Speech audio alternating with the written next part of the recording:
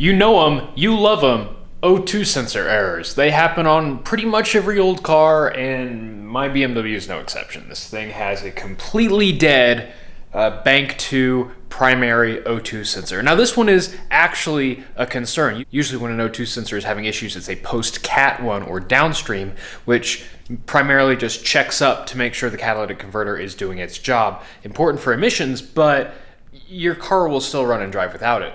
This one is actually used in closed loop scenarios to tell the engine how rich or lean it's running, and when it's not reporting properly, well, the engine has no idea, and it'll run all kinds of strange, which mine is doing. It's got a very nasty random misfire on bank 2, and you know, a bank 2 O2 sensor that's not working. And the way I know it's not working is because I can look at the fuel trims that the engine is commanding based on the O2 sensor data, and it just stays right at 0 for that bank. So it is not doing anything.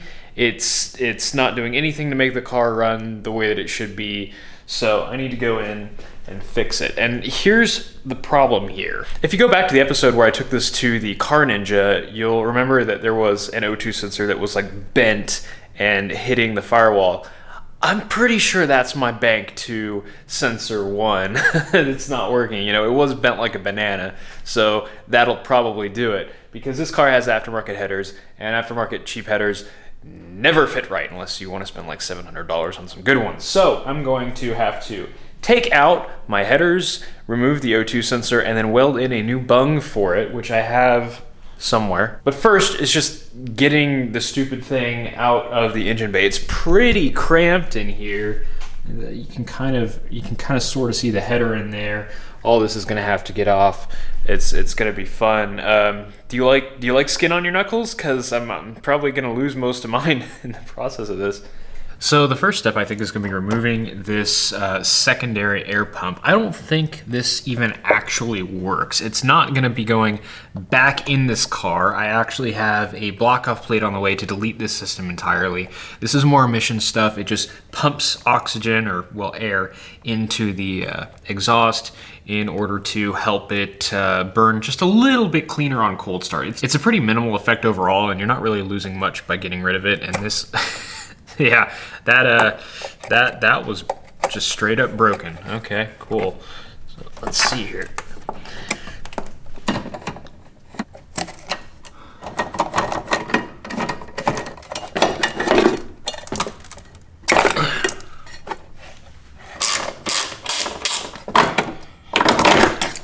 Wow, look at all that room we've got now. And it's interesting to notice that this is actually not present on European E46s. That was not required there, so it's just not there. And then we can see a little bit of the header in there, but first we got to get this little dingus off here. A couple 10s, one on either side. I've got to go at it with a flexi here. Not enough room for the ratchet to fit.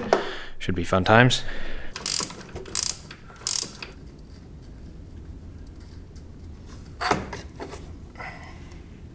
A bit of a clinch moment there when this started trying to round out. It was already a bit mangled, and it was covered in grit that just made it a bit slippery. And the wrench kept slipping off it, but I managed to find a little 10mm socket on a 1/4 inch drive that fit in there just perfectly. So the next part of this wonderful mystery tour is going to be all of the exhaust bolts, which you can't see because, of course, these are 11s. So this is going to be quite the adventure.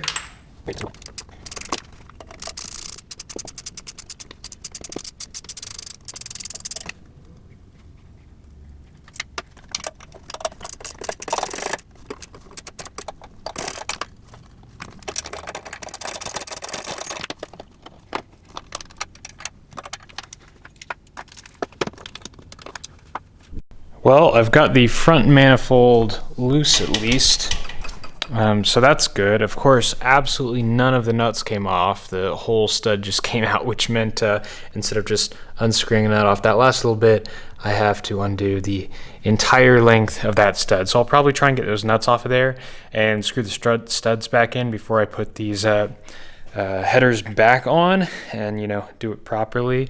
Probably put some sort of rust proofing on there, maybe. I don't know. That sort of thing probably just burns off. But now is the real trick. That back header is going to be, it's going to be something. I mean, I've used wrench, ratchet, extensions, little ratchet, flexi ratchet, just to get those out. And there's quite a bit of room to work with up here. Back there is going to be a whole nother ball game. Can't wait. And then once that's done, the under chassis brace needs to come off, and the internet actually says I've got to lift my engine up slightly. So that's going to be an interesting challenge when I get there. There's a motor mount bolt right there, that really shiny one that looks like it was very recently replaced, actually. That'll have to come off and then lift the engine up. Hopefully it doesn't come to that. Hopefully that's just for the stock manifolds, but there really isn't a whole lot of room there, so I can see why lifting the engine up would help, because these are slant engines. You know, it's not a straight up and down straight six, so there's a bit of an angle to the dangle there, and if you lift it up, yeah, you know how it goes.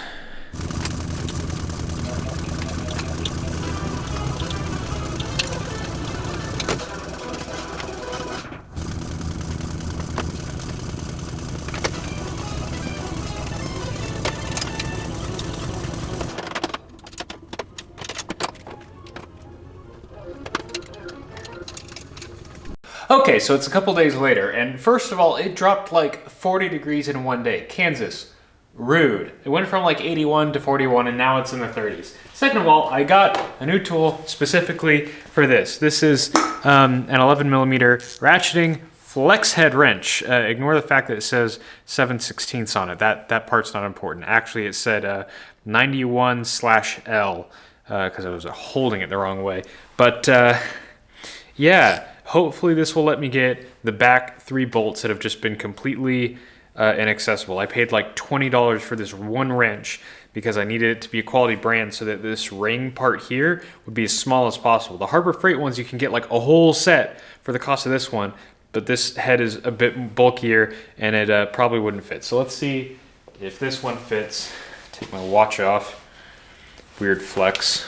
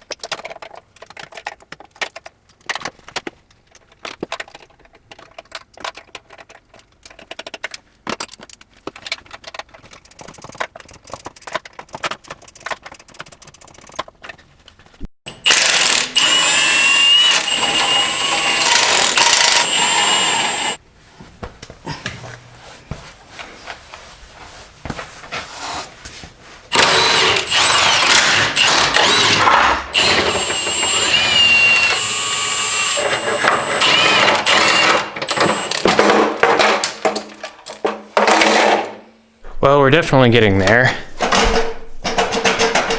At least I can move the exhaust now, but I cannot get it out because there's this weird, like, engine thing in the way. And unfortunately, this is where I have to stop for a minute because in order to actually get these out, I have to undo some motor mount bolt. I think it's that shiny one there.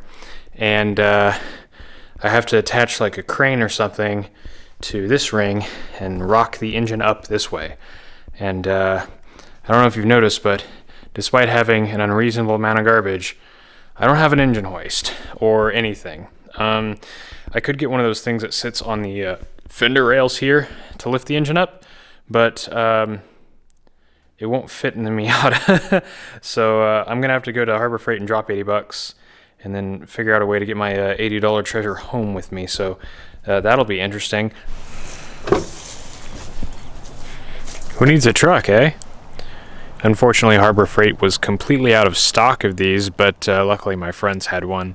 Only issue is that it doesn't really fit through the door opening all that well. I can't move it that way to rotate it out because well, there's a leather seat in the way, so raindrop drop top or something like that.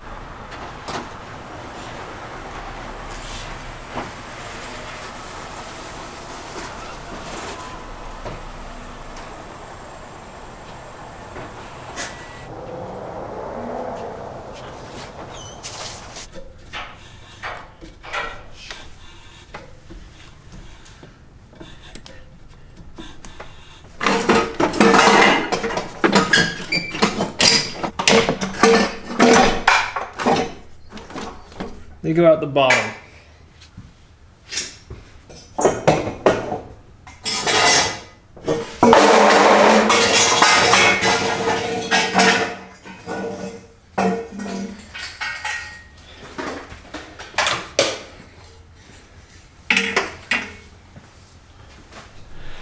Wouldn't you know it, I have the camera watching the top of the car and they come out the bottom. I did have to undo the motor mount, which you can see laying down here. I didn't actually remove it completely. I just undid this bolt, and then there's 413, or this nut here, and then there's 413s on the block, and it just kind of sits there. I might take it the rest of the way out to aid in reinstallation, but also this thing, $80 from Harbor Freight, if you can find one in stock right now. I didn't even have to use the chain. I just hooked it straight to the engine and gave it a couple cranks, and that is one supported M54B30. And then here's what we actually came for. And yeah, these come out the bottom actually fairly easily once you actually unhook all the O2 sensors, instead of, you know, yanking the headers around going, huh, why aren't these coming out? What are these wire things holding it up? But anyway, that right there is our man on this rear header here.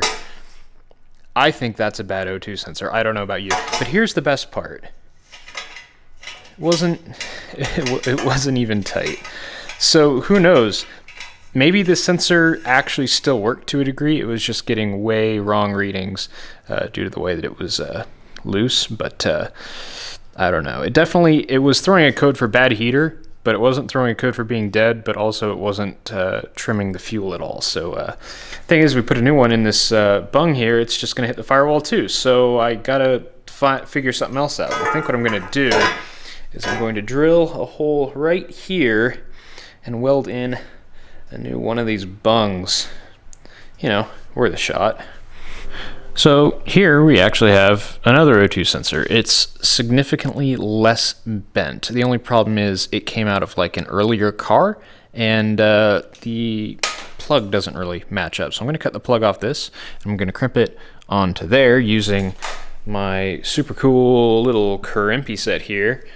I guess I'll just set this down, and that should be good to go.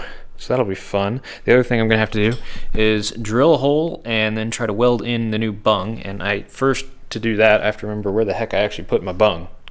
You know, it's a common problem. Okay, so this O2 sensor was in here like this, and that was hitting. So I think the new bung is gonna have to rotate around a bit. I've got this here. I bought it off the internet. It feels unimaginably cheap. I think I'm gonna put it right here though. So that's going to be quite the hole, actually. I hope I've got a bit large enough to approximate that.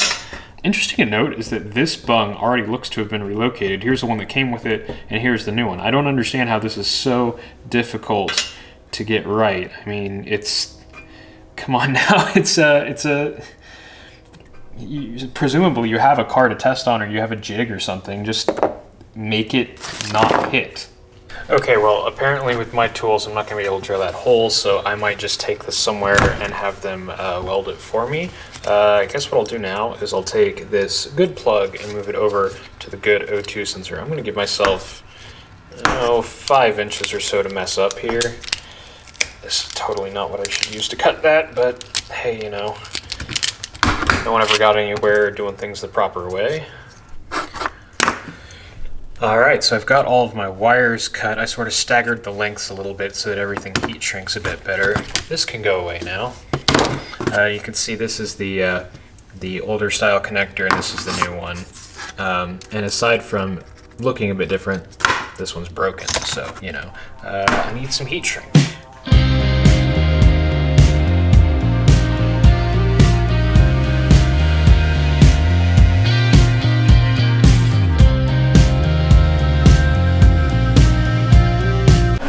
Well, I wasn't even able to drill a hole correctly, so we came here to Matt's, and he is the TIG master, and he's getting this thing prepped to weld that bung in correctly, and he's got this gorgeous E46 M3 with a supercharger, making some amount of power. We don't know, what's it make, like 320 horsepower? 400, that's the story. Maybe so, 400 horsepower. Custom tune, 385, low boost. It's real slow. Only slow cars have those tires. I gotta say though, I'm impressed for how cheap this is. That's reasonably thick stainless steel there. Yeah, on the, very hard. Yeah, and it took a lot to get through that. So yeah, he's gonna get that thing tigged right in there. It's gonna look nice. I'm gonna try and actually aim the camera at myself instead of off into the distance. There we go.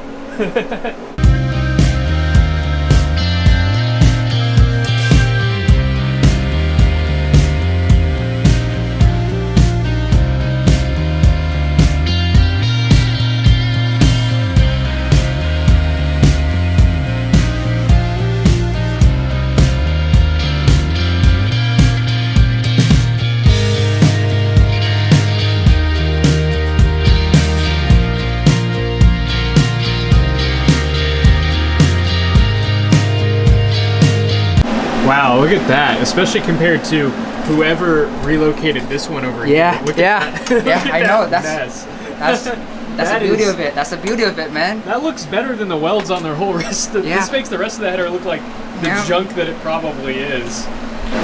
You versus the guy she told you not to worry about. All right, well, huge thanks to Matt for hooking it up. He did an amazing job with the TIG here. That is a skill that I absolutely do not possess. I was gonna go at this with just my Harbor Freight flux thing that doesn't feed properly. So this is the nicest part of the car now. We're gonna go back and hopefully get this installed and have the car running tonight if my motivation holds out that long. Thanks a lot, man. No, awesome. Thank you, man. I really appreciate you bringing it to me, man. So let me know if you guys ever need any welding or fabrication needs, man. Thank you. All right, let's head back. Okay, so back to crimping here. I've got a whole bunch of these nice little crimps that I'm going to use for this, and so these just go like that. There we go. So that's just a nice little butt crimp. You can see there it's got two parts to it. This part that grabs the conductor and this part that grabs the insulation. So it's actually got a built-in strain relief, which is part of the reason that I absolutely love these.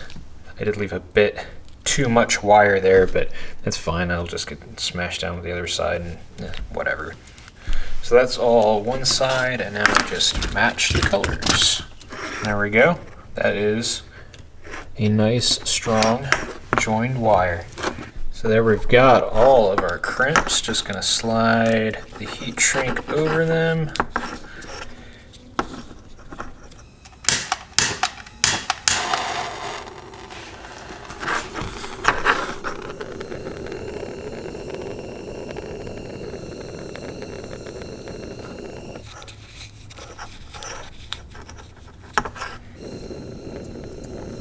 And there we have it.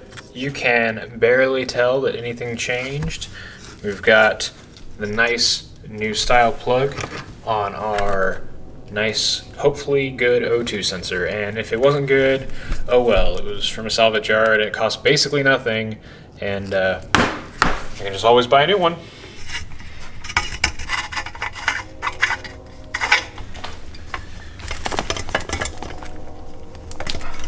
There we have got an installed O2 sensor, and I think that rear header is ready to go back on. But first, we got to put this little doodad on. This is the block-off plate for the air injection system. You'll remember it's around here somewhere. It's a big mess that I took off of the car. But that goes right in. Let's see if I can actually get that to show up. Right there, it goes right there, and that's a lot easier to get to now that everything's off. So I'm going to stick that plate on there with those nuts, torque it down. Looks like the gasket stayed in place there, so that's nice. I thought I lost it because, you know, that would just figure, wouldn't it?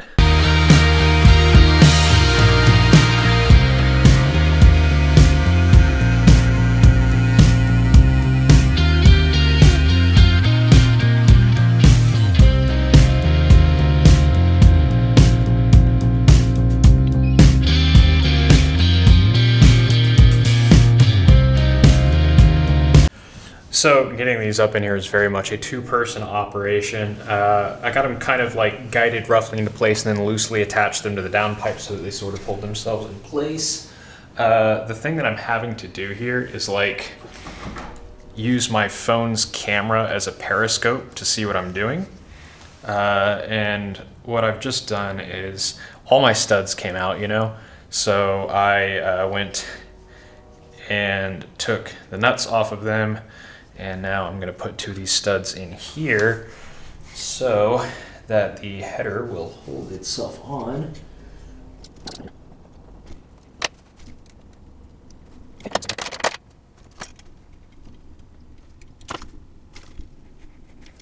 Okay, so now that those are on there, I can slip this onto the studs, drop it a few times.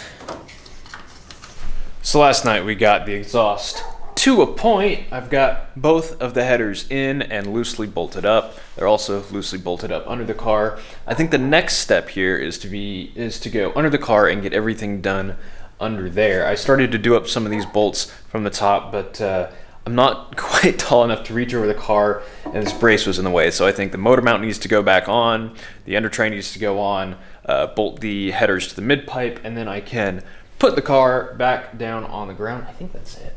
I think that's all that needs to happen under there. So we'll get that done, put this whole car back down on the ground so that I can actually get in there and work, and hopefully have this thing running here in just a couple hours.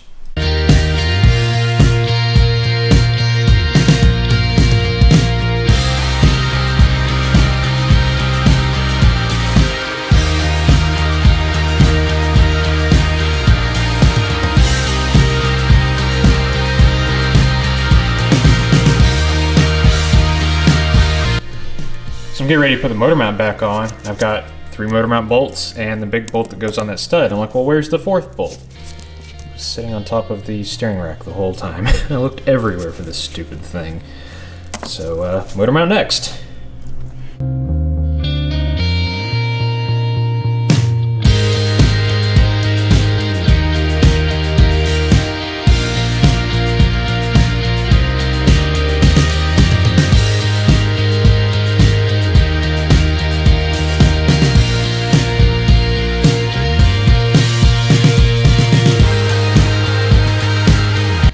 I don't think I've yet shown you what's going on with this motor mount underneath here, so how about some enlightenment?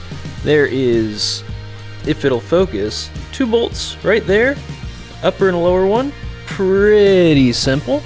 And then over here, you also have an upper and a lower one, except the upper one is butted right up against the header, so I had to go buy a 13mm ratcheting wrench so I can do that. And then you can see right there the underside of the stud that sticks through the top, and that's what the big nut goes on. It's honestly the simplest thing ever. Look at all the oil dripping off of this engine. That is wonderful. That is a tasty looking sway bar right there. Well seasoned. I'm gonna get that tightened up and then put this under tray back on. Probably mop up all of the oil spots under this car. Exxon Valdez up in here. My gosh, this is almost as bad as my Miata was. Look at that shiny belt tensioner though, and that nice new belt. Anyway, I'm gonna get that done. I'm gonna get that thing put on, and then this can go down on the ground again, finally.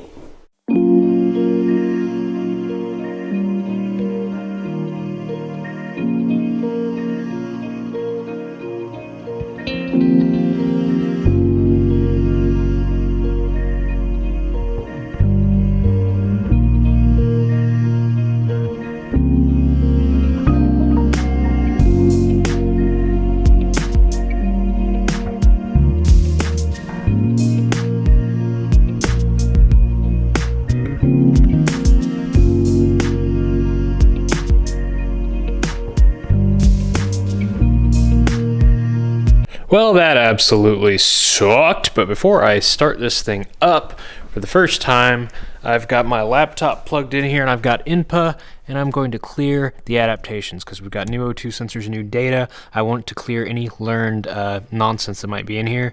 So from the main screen for my ECU, which is this MS45, I'm going to hit F8 for adaptation, F9 for all, And crap, it's not connected properly. Yeah, so I'm an idiot. It turns out, you know, it helps if the car is on. So let's see here. F8 for adaptations, F9 for all, and all adaptation values something something in German. So I can close INPA now. Yes, I want to quit. Okay, close that, turn the car off, let it sit for a minute. These can get grumpy. Just gonna unplug my cable, throw my laptop back on the charger, and then we'll start this thing for the first time. Again, I'm definitely going to have a check engine light for the air injector. Let's see here, I might just cycle this thing a couple more times. These ECUs are super particular after you reset adaptation. Sometimes they won't even run at all until you give it a minute. Nope, nope. Okay. Seems happy so far. Ooh.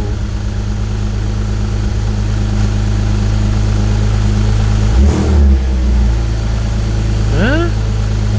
It seemed really unhappy for a minute there, and then it smoothed out, so... I mean, it's certainly not doing... Like, this is the first time this car has run in 2 weeks. Last time it sat for 2 weeks, it ran on, like, 4 cylinders. It's idling down like it should. There is smoke pouring from under the hood from all the oil that I got on the headers while they were out. Oh, well.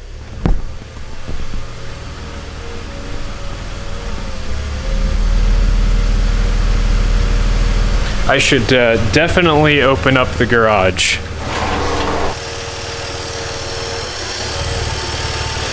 Yeah, like there, it just kind of hung up a minute, but it didn't feel like a misfire. It just feels like it can't decide what it should idle at. I guess there's nothing really left to do other than put that stuff back on there and take it for a drive and let the smoke clear out of my shop. Oops. So I've been driving around a bit, and I'm sitting here with the engine running right now after a few mile drive, and this has absolutely never idled this smooth. It is absolutely fantastic. Apparently that other primary O2 sensor works, and big thanks to my buddy Chris for getting me that. He works from home, so he's able to head on over to the junkyards in the middle of the day, because the junkyards are only open when I'm at work around here, so it's pretty inconvenient. But big thanks to Chris. He's helped a lot with the progress on this. He's got a 325i himself, and here is the really amazing part of this. The only codes I have are the codes that I should have. Hey, your cats are missing, and hey, your secondary air pump is missing. And yep, those are both missing. That all checks out, and those are all pending right now. So I actually have no light on my dash except for the headlight that decided to stop working after the car sat for 2 weeks. So headlight's probably a loose connection. We'll see. If it's not, I'm probably going to switch over to LEDs, because if you remember correctly, this has HIDs in it that have been like hacked up to fit in the housing. The plastic base has been all cut away to make it fit, and it's none kinds of good. At any rate, I'm pretty happy with that.